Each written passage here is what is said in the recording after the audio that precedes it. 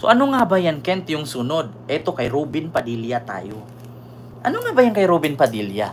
Ito mga kababayan, wag na kayo magalit mga kababayan ha. Pag sinabi nating Robin, alam ko kumukulo yun po yung dugo ninyo dito pag sinabi nating Robin eh. Ano nga ba na naman tong naisip ni Robin mga kababayan? Gusto na naman daw ipahamak si PBBM. Oo. Ito mga kababayan. Gusto ko lang basahin itong sabi ni Robin. Naglabas kasi ng statement. Sabi dito sa Pilipinas Today, Robin Padilla ito galing sa Pilipinas Today. Ang nakalagay dito sa Pilipinas Today, tignan nyo ba, sa tingin nyo ba, hindi ito magdudulot ng kaguluhan? Sa tingin ba natin mga kababayan, hindi ba daw ito magdudulot ng kaguluhan kung may mangyari kay Digong sa loob ng kulungan sa Dahig? Basahin natin. Ito ang iginiit ni Senador Robin Hood Padilla sa kanyang Facebook post noong Martes, Hulyo 8 dahil sa pag-alala niya sa posibilidad na may mangyari umano hindi maganda kay dating Pangulong Rodrigo Duterte habang nakadetini ito sa International Criminal Court sa The Hague, sa Netherlands. Gamitin nyo rin ang taas ng pinag-aralan nyo, hindi yung taas ng ihi nyo. Dagdag pa ng senador sa kanyang post. Sa hiwalay na post, tinanong ni Padilla ang publiko, nais ba ninyo na magsakripisyo ang buhay ng dating Pangulo at magkahiwa-hiwalay na ang bansa? Nako mga kababayan, parang may balak atang bumuo na or gumawa ng people malware, mimol malware itong si Binoy. Parang nagbabalak yatang mag-mimol malware.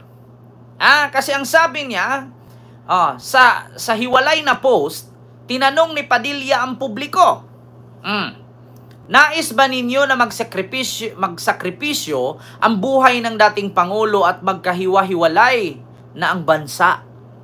Nako. So bakit? Ano ba mangyari kung magkahiwa-hiwalay ang bansa? So anong balak mo, Robin? Ihiwalay mo ang Mindanao sa Luzon at hiwalay nyo ang Luzon sa Visayas? Bakit, Robin? Nakasiguro ba kayo na lahat ng tao suporta kay Digong? Hindi nyo nga napuno yung grandstand. Naku mga kababayan.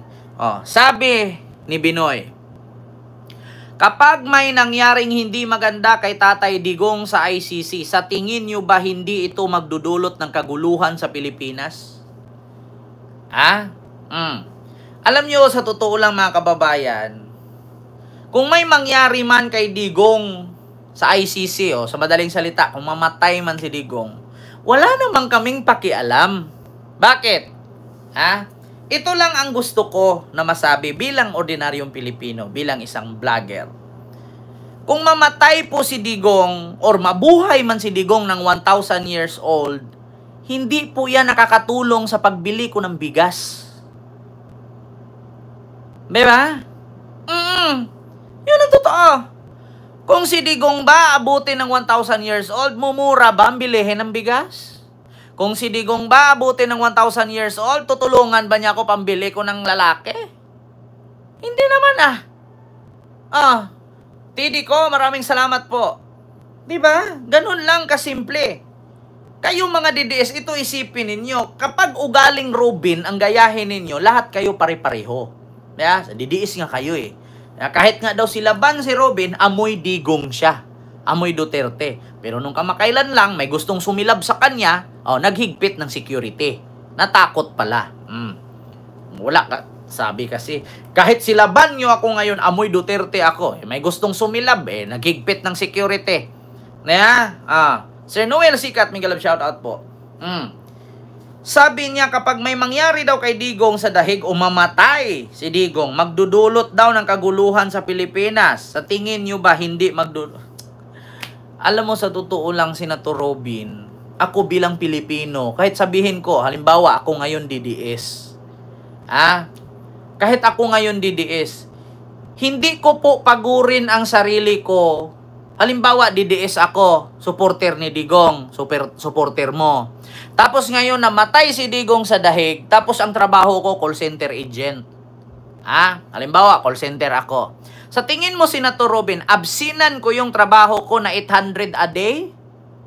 para sasali ako't mangkigulo doon at sasama sa rally ninyo, babumbahin ako ng tirgas, bumbahin ako ng waterkano ng bumbero, babatutahin ako ng kapulisan, ipagpalit ko yung 800 pesos per day ko na sahod sa call center, kaysa sasama ako sa inyo doon. Mapapagod ako, masasaktan ako, ikakamatay ko pa doon.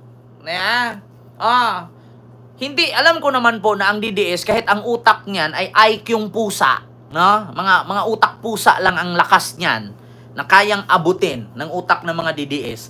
Hindi po tanga ang DDS. Bakit? Tulad dito, may nanonood sa akin dyan 100 DDS, 7 na lang matira niyan pagkatapos ng live ko. Yung 93 dyan, mawawala at magigising. Bakit? Sino ba namang hindi magigising sa sasabihin ko? Kapag namatay daw si Digong, magkakagulo daw at magagalit daw ang mga DDS, sabi ni Binoy. Sa tingin nyo, hindi magkakagulo? Sino namang DDS na tanga-tanga? Hindi nyo, ito isipin mo isipin ninyo. Hindi lang kay Senator Robin Padilla, pati na rin sa mga DDS na nanonood sa akin. Ma'am Chai Chair, mega love shoutout po. Pati sa mga nanonood sa akin. Tanungin ko kayo. Alin ang unahin ninyo? Yung batutahin kayo? Bumbahin kayo ng waterkano ng bumbero, hagisan kayo ng tirgas, mabaril kayo, o magtrabaho kayo para sa pangkain nyo pagkabukas? Diba? Hindi, actually naniniwala po ako na ang DDS, kahit ang utak niyan ay 50 lang ang IQ, meron pa po yung 5% sa 50 IQ nila na hindi sila tanga. Di ba? Oo, nagtrabaho ka construction worker. Ang sahod mo 350 a day. May 2 kang anak maliit, may high school kang pinapaaral, may asawa kang bungangira, chismusa, palingkera, at walang trabaho. Pinalamon mo lang pagkagabi, iyut-iyutin mo lang. Ipagpalit mo yung sahod mong 350, babatutahin ka, babarilin ka, kasi DDS ka. Pagpapalit mo yung gabi-gabi mong maiyot, kung nabugbog ka doon, makakaiyot ka pa? Di na. Hindi mo na makita yung 3 mong anak. Kung ako, magtrabaho na lang ako, kasi si Digong, kahit abutan pa ng 1,000 years old yan, kahit makauwi pa yan sa Pilipinas, hindi po ikakayaman ng construction worker na DDS yan. At higit sa lahat, Senator Robin Padilla, wala pong DDS na maghasik ng lagim at wala pong DDS na mag-produce or bubuo ng gulo, kasi alam nila na kapag gumulo, magdi-declare si Marcos ng martial law, mas lalong tatagal ang termino ni Marcos at talagang mamamatay na lang sila sa kakaantay, hindi pa maging presidente si Sara. Kung lahat ng DDS pareho sa utak ni Robin, wala, hindi maging presidente si Sara. Bakit? Paano kung bukas si Digong mamatay na? Tas gugulo ang Pilipinas. Sa tingin ninyo, hindi mag-declare si Marcos ng martial law? Guluhin, try ninyong guluhin. Subukan ninyong lusubin yung Malacanang, doon kayo sa Mindiola dumaan, tapos punta kayo doon sa Quinta Market sa Quiapo banda, lusubin nyo yung Malacanang. Tignan natin kung si Sara Duterte ay maging presidente pa yan, at kung mag-declared na naman si Marcos ng 20 years martial law, magngangahan na naman yung mga DDS. Baka si Robin hindi na makatakbo ng senador ulit yan, kasi alam ko sa sunod hindi naman nanalo yan. Gawin ninyo, subukan ninyo. Bakit hindi nyo subukan ngayon habang buhay pa si Digong? Di ba? Yun lang naman. Ako, hindi ko kayo kino-convince kasi hindi naman ako DDS. China-challenge ko kayo. Di ba ang mga DDS matalino? Tayo daw ay bobo? Di ba mga matatapang kayo? Bumuo kayo ng grupo, lusubin ninyo yung Malacanang. Tignan natin kung makauwi pa kayong buhay. Tignan natin kung hindi kayo pilay na uuwi. Di ba? Hindi nyo ba iniisip? Alam nyo, sa totoo, akala siguro ni Robin, no, na parang langaw lang si PBBM, na pag tinaboy mong ganyan, lilipad. Hindi po langaw si PBBM. Kayo yung mga langaw na nakatungtong lang kay Digong, naging Digong na din kayo. tandaan ninyo, hindi si PBBM Langaw na kapag pinalo mo ng tela or pamalo, lumilipad takot. Try niyong lusubin yung Malacanang. Try niyong manggulo. Yeah? Try ninyong bumuo, mag-people power kayo. Tignan natin kung hanggang saan yung lakas ng DDS. Diba? Kayo, puro kayo mando, puro kayo salita. Gawin ninyo.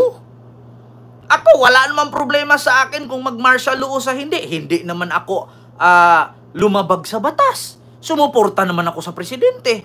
Hindi naman ako nagsabi doon na si PBBM bangag. Hindi naman si PBBM adik ang sinabi. Mga DDS lang naman nagsabi nun. Sige nga, lusubin ninyo. Tignan natin kung anong kahinatnan ng paglusob ninyo. Ma'am Jazz, maraming salamat sa 1,000 yen super sticker. Thank you so much. Diba? Ganun lang kasimple. Instead, baka maawa pa si PBBM, pauwiin si Digong kasi malapit nang mamatay, konti na, isang utot na lang, hindi na nga tumitigas ang titi, kay mamamatay na nga. Baka sakali, payagan ni PBBM, house arrest, hanggang sa mamatay, doon na sa bahay niya. Kung ganyan kayo, tinitrigger ninyo ang gobyerno, tinatakot ninyo ang gobyerno, at naturingan pa kayong mga public servant at mga opisyalis sa gobyerno, tapos ganyan kayo. Sa tingin ninyo, si PBBM walang utak? Huwag niyong idaan sa mga, akala ninyo kung may mangyari kay Tatay Digong sa dahig, hindi magkakagulo. Sa tingin ninyo, hindi magkakagulo. Di guluhin ninyo. Sanay na po kami. Sanay na kaming mga Pilipino na ginugulo ng mga DDS ang Pilipinas. Kasi lahat naman na nanggugulo, puro DDS. Bakit? May narinig ba kayo dyan ng dilawan at pinklawan ng gugulo? May narinig ba kayo dyan ng mga loyalistang nanggugulo? Wala. DDS lang. Sanay na kami. Buhin ninyo. Parang ulan ba? Yung pag-ulan, binuo nyo, buhawi yan. Kung ulan-ulan lang, pisik-pisik lang, kitoy-kitoy lang yun, walang mangyari. Guluhin ninyo. Hindi Nang malaman natin kung anong consequences ng panggugulo ninyo. Nakita nyo naman kung anong consequences ng pagmumura ni Sara. Di napahamak sila. Hindi Mas lalong nagipit. Mas lalong nahihirapan yung power nila ngayon ng mga Duterte dahil sa katigasan ng ulo ni Sara. Nakita nyo yung consequences? Guluhin ninyo. Hindi Ganun lang naman kasimple. Di ba DDS kayo, marami kayo? Guluhin ninyo. Ako, matutuwa talaga ako pag mag-martial law. Bakit? Yung mga vlogger dyan, yung mga gumaganong-ganon yung mata, kintab ang noo, gumaganong-ganon, ay, subukan yung mga fake news. Kung hindi ba kayo, kung naalala ninyo kung paano tinorture noon, meron pa nga mga nire-rip daw di umano ng martial law. Alam nyo, yung sinabi nila na AGK or War on Drugs ni Digong, mas matindi ang martial law kaysa sa War on Drugs. Sa martial law, pag hindi ka sumunod, batuta, bartolina, palo ang abutin mo. Sa martial law ni Digong, yung silent martial law niya na War on Drugs, pinipili lang yun. Sa martial law, konting mali mo, good luck na lang sa'yo. Yan. Ay, Diyos mio, Marimar. Ito, mga kababayan, tapos na tayo dyan. Sasabi ni Binoy na kung ano man ang mangyari kay Digong sa dahig, sa tingin nyo ba daw hindi magkakagulo? Di guluhin ninyo. Libre naman. Ma'am Norma Doro, maraming salamat po. Thank you so much sa yung super sticker. Thank you so much po. So, ito na, mga kababayan, yung sunod. Ano nga ba yung sunod? Ito. Si Cayetano. Ano nga ba? Itong kay Cayetano, mga kababayan. 8,000 live viewers. Ayun, like po tayo, mga kababayan. Pantay po natin yung like. Sa 8,000 live viewers, like po tayo. Para mag-proceed na tayo dito kay Cayetano. Ano nga ba yung kay Cayetano na ang sabi? Naghain ng resolusyon si Cayetano para pauwiin daw si Digong at house arrest daw. Ito, mga kababayan, may ads lang. Naghain ng Senate resolution si Senator Alan Peter Cayetano kahapon para hilingin ng house arrest para kay dating Pangulong Rodrigo Duterte na ngayon ay nakakulong sa International Criminal Court o ICC. Batay sa resolusyon ng Senador, hiling niyang ilagay sa house arrest si FPRRD sa Embahada ng Pilipinas sa The Netherlands.